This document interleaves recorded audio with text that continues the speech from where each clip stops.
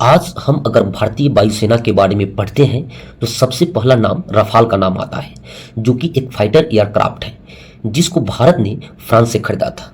वर्तमान में भारतीय वायुसेना दुनिया की पांचवी बड़ी वायुसेना है दोस्तों।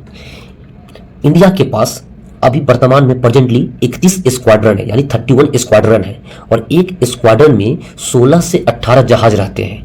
ये 16 से 18 जहाज एक ही टाइप के नहीं होते, ये अलग अलग टाइप के होते हैं। जैसे फाइटर शिप जो कि फायर फाइटिंग करता है, दूसरा होता है फ्यूल टैंकर जो कि फाइटर शिप होता है, उसको फ्यूल भरने के लिए हवा में ही फ्यूल भर देता है। तीसरा होता है कम्युनिकेशन जो कि दुश्मन के रडार को चकमा देता है, और चौथा होता है ट्रांसपोर्ट जो सैनिकों के बहुत बड़ी भाग को दुर्गम इलाके से निकालना या पहुंचाना इसका काम होता है। आज हम जिसके बारे में चर्चा करने वाले हैं C295, वह एक प्रकार का ट्रांसपोर्ट एयरक्राफ्ट है। वर्तमान में भारतीय वायुसेना के पास 1960 के दशक के पुराने ट्रांसपोर्ट जहाज हैं। इसको बदलने के लिए भारत के सरकार ने स्पेन की एक कंपनी के साथ एक एग्रीमेंट किया, जिस कंपनी का नाम है एयरबस, जो कि कॉमर्शियल फ्लाइट बनाती है। इस समझौते के तहत टोटल 56 यानी 56 C295 भारत को खरीदने वाला था, जिसमें से 16 एयरक्राफ्ट जो है स्पेन से बनकर सीधा इंडिया आएगा, और बचे 40 एयरक्राफ्ट वो इंडिया के अंदर बनाया जाएगा।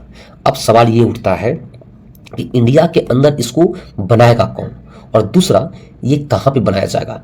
तो टाटा की एक कंपनी है, टाटा एडवांस सिस्टम, वो गुजरात के बड़ोदरा नामक जगह पे अपना एक फाइनल असेंबली प्लांट स्थापित किया है।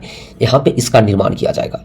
इसके साथ ही साथ एक फाइटर शिप हो, प्लेन हो, इसको बनाने में कम से कम हजारों के हजारे छोटे छोटे पार्ट्स लगते हैं, जो कि एक प्लांट के अंदर नहीं बनाया जा सकता है। तो इसका मतलब ये है कि भारत के छोटे छोटे सिटी में छोटे छोटे पार्ट्स का निर्माण होगा, वो पार्ट्स बड़ोदरा में पहुंचेगा और फाइनल रूप से वहाँ पे इसका असेंबल किया जाएगा। अब सवाल ये उठता है कि ये भारत के लिए ये जहाज कैसे फायदेमंद साबित हो सकता है। सबसे पहला, भारत की सैन्य क्षमता बढ़ेगी। C295 एक मल्टी रोल सैनिक विमान है, सैनिकों को ढोने, सामान ढोने, घायल सैनिकों को अस्पताल पहुंचाने में काम कराएगा। नंबर दूसरा, मेक इन इंडिया को बढ़ावा मिलेगा। अभी तक भारतीय रक्षा विभाग वायुसेना के मामले, नौसेना के मामले में और सेना के मामले में दूसरे देशों पर निर्भर हुआ करता था, लेकिन जब ये सेना के जहाज इंडिया के अंदर बनेगा तो भारत दूसरे देश पर निर्भर नहीं रहेगा। और तीसरा, इसके साथ साथ नौकरियां में भी बढ़ोतरी होगी और भारत का टेक्नोलॉजी भी विकास करेगा।